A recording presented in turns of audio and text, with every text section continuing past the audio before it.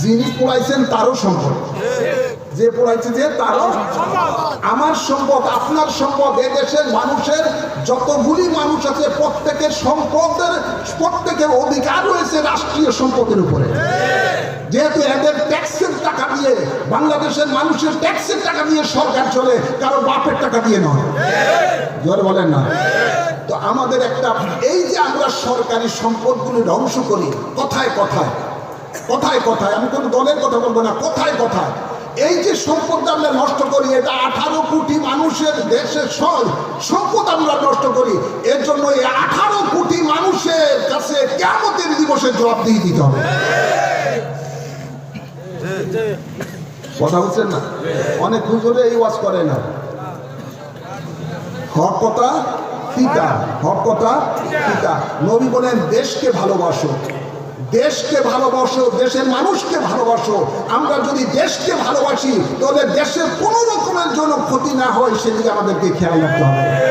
আমাদের দেশের মধ্যে ভারত যদি চোখ রাঙায়, ভারতের চোখ আমাদেরকে উপরে ফেলতে হবে, দেশকে ভালোবাসতে হবে। কি বলেন? ঠিক আছে? আমাদের দেশ, এটা এই দেশকে রক্ষা করা, এই দেশকে ভালোবাসা, দেশের মানুষকে ভালোবাসা, এটা আমাদের জন্য ঈমান। জোরে বলেন, আওয়াজ করে বলেন। আমরা যদি আজকে দেশকে ভালোবাসতাম তাহলে আমাদের এই বাংলাদেশের স্বাধীনতার পরে অনেক দেশ স্বাধীন হয়েছে, তারা আজকে অনেক আমাদের থেকে অনেক উন্নত হয়ে গেছে। কিন্তু আমরা দেশকে ভালোবাসি না বিধায় যারাই আমরা ক্ষমতায় আসি তখনই আমরা দেশের সম্পদকে লুটপাট করি। আর যদি এই 92,000 কোটি টাকা লুটপাট না হতো, বাংলাদেশটা আপনার সে মালয়েশিয়ার থেকে আরো উন্নত দেশ হয়ে যেত। জোরে বলেন না? আরো অনেক উন্নত হয়ে যেত। আমরা সেগুলো খেয়াল করি না।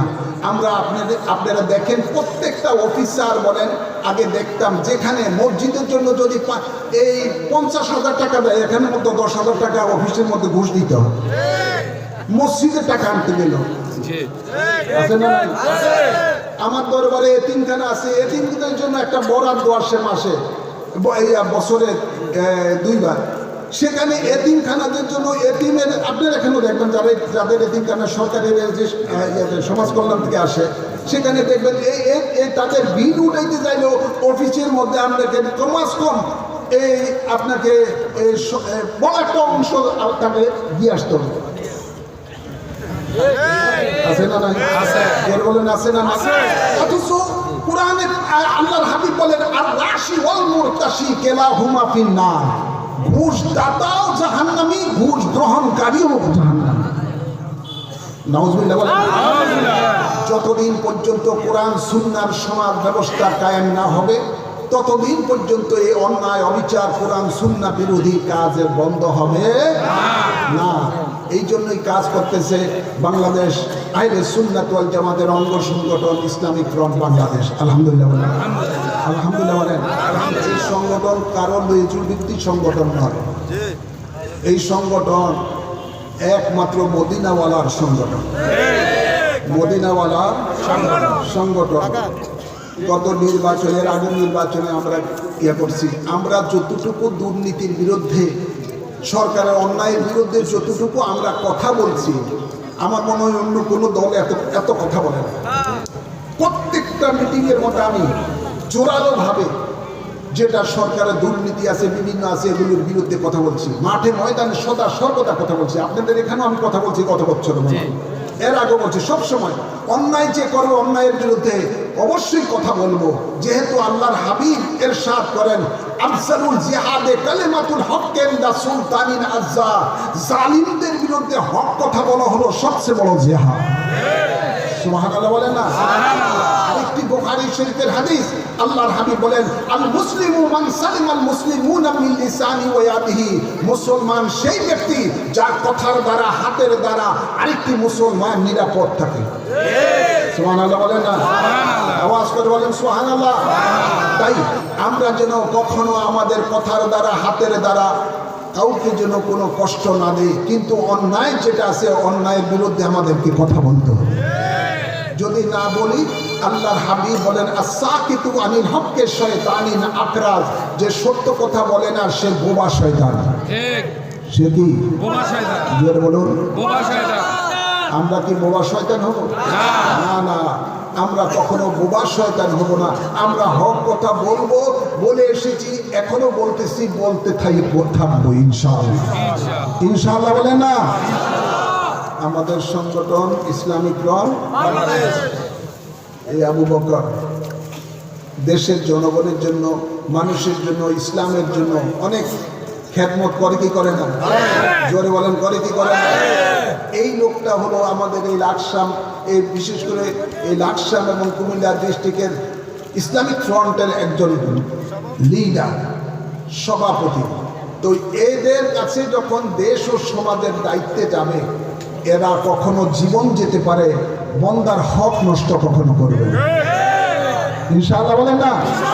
বন্দার হক কখনো নষ্ট করবে না। তা আমি নিজেই চেষ্টা করি, বিভিন্ন অনেক জাতীয় নির্বাচনে আমি অংশগ্রহণ করেছি। কি জন্য করি? কি মানুষের বন্দার হক নষ্ট করার জন্য? জোরে বলেন না। কখনো নয়, বরঞ্চ আমরা ক্ষমতায় আসলে কেউ যদি একটা টাকা চুরি করা ধরা পড়ে, সাথে সাথে তার বাম হাত কেটে দেওয়া হবে। দ্বিতীয়বার ধরা পড়লে তার ডান হাত কেটে দেওয়া হবে। এই ধরনের যখন শাস্তি হবে ওপেন, তখন আর চুরি করার জন্য সাহস করবে না। সুবহানাল্লাহ বলেন। এই জমিন কার? আল্লাহ। জোরে বলুন আল্লাহ। আওয়াজ করে বলেন আল্লাহ। আল্লাহ বলেন ইনিল হুকমু ইল্লা লিল্লাহ, এই জমিন আমার, আর এই জমিনের মধ্যে বিধান চলবে আমি আল্লাহ। সুবহানাল্লাহ বলেন না। তাই কোরআন সুন্নাহ রাজ যখন কায়েম হবে, তখন দেখবেন সমস্ত অন্যায় অবিচার সব দূর হয়ে যাবে। আল্লাহ কবুল করুন, আমিন বলেন। কষ্ট পাইছেন আমার কথা? আমি আগেই বলেছি, আমি খুব অল্প সময় কিছু কথা বলবো। তো যেতটুকু আলোচনা করেছি, আল্লাহ যেন আমাকেও আমল করার তৌফিক দেন, আপনাদেরকেও আমল করার তৌফিক দেন। আমিন বলেন। গুনাহ আছে না নাই? জোরে বলেন। গুনাহ মোচন করার দরকার আছে না নাই? আসুন আমরা এমন একটি নেকের কাজ করব কোরআন সুন্নাহর আলোকে, যে নেকের কাজ করলে জীবনের গুনাহ মাফ হয়ে যাবে, যে নেকের কাজ করলে আল্লাহর হেফাজতে রহমতে থাকবো, যে নেকের কাজ করলে আল্লাহর জান্নাত পাবো, যে নেকের কাজ করলে 100 শহীদের সওয়াব পাবো। সুবহানাল্লাহ বলতেন না।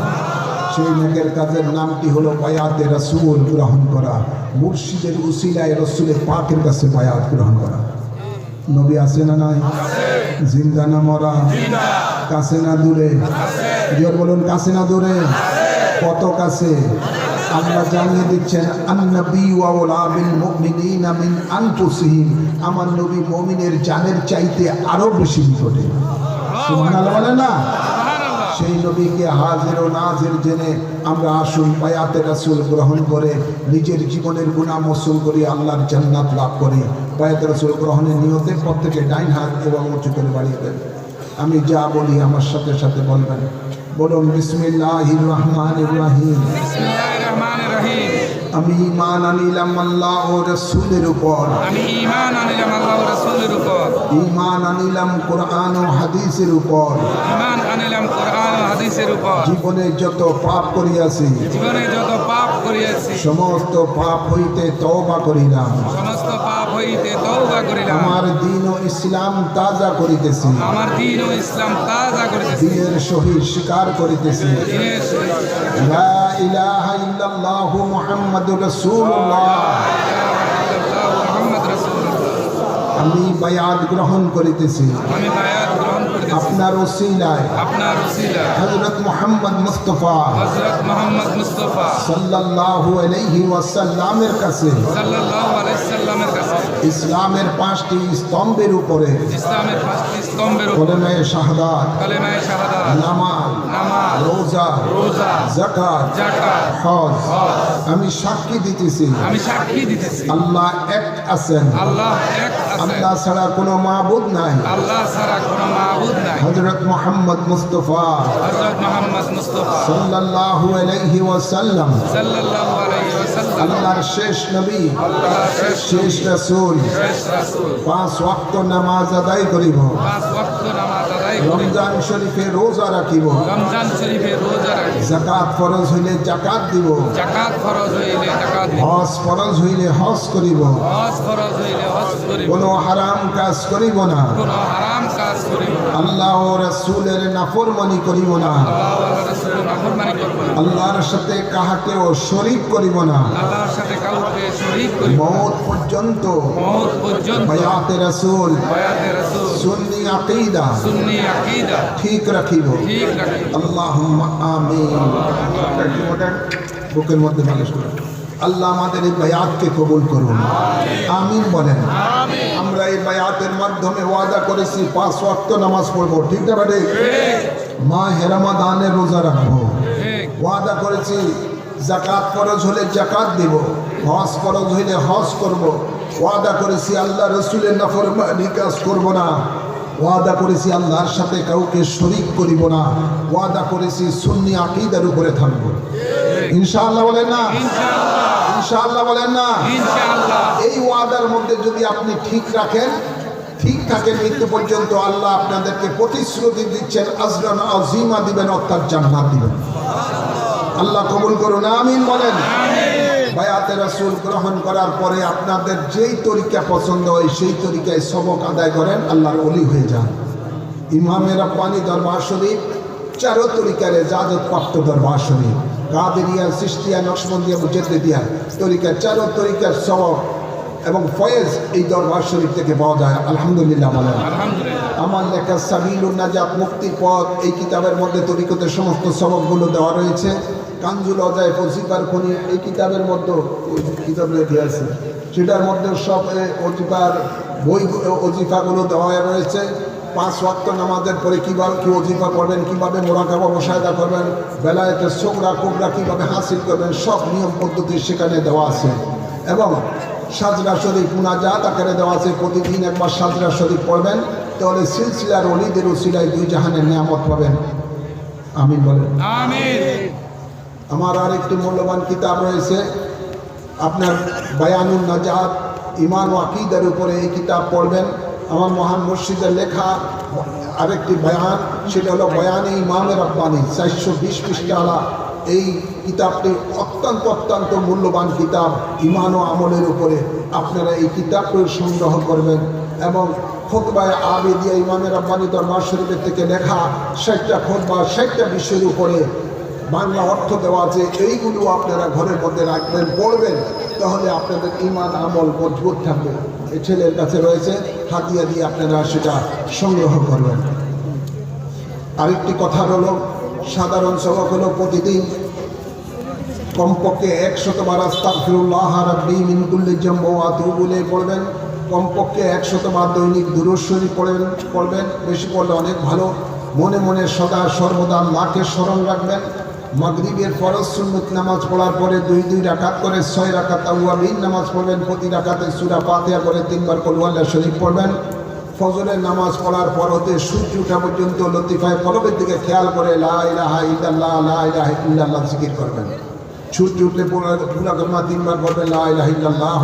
মুহাম্মাদুর রাসূলুল্লাহ সাল্লাল্লাহু আলাইহি সাল্লাম আর আমাদের হিজবুর রাসূল কমিটির সব জায়গায় রয়েছে সেখানে যেখানে কমিটি কর্তৃক আমাদের সাপ্তাহিক জিকির মাসিক জিকির হয় সেই জিকিরের মাহফিলে সকলে অংশগ্রহণ করবেন আল্লাহ কবুল করুন আপনাদের দরবার হাজীগঞ্জ ইমামে রাব্বানী দরবার শরীফ আলহামদুলিল্লাহ বলেন না সেই দরবারে আগামী 11 জানুয়ারি আল্লাহর হাবিবের নামে 61তম পবিত্র উরসে নববী সাল্লাল্লাহু আলাইহি সাল্লাম উদযাপন হবে ইনশাআল্লাহ সেই উরসে পাকে সকলে যাবেন যেভাবে অতীতে খেদমত দিয়ে এসেছেন সেভাবে খেদমত দেওয়ার চেষ্টা করবেন আল্লাহ সকলকে উরসে পাকে হাজিরি দেওয়ার তৌফিক দান করুন।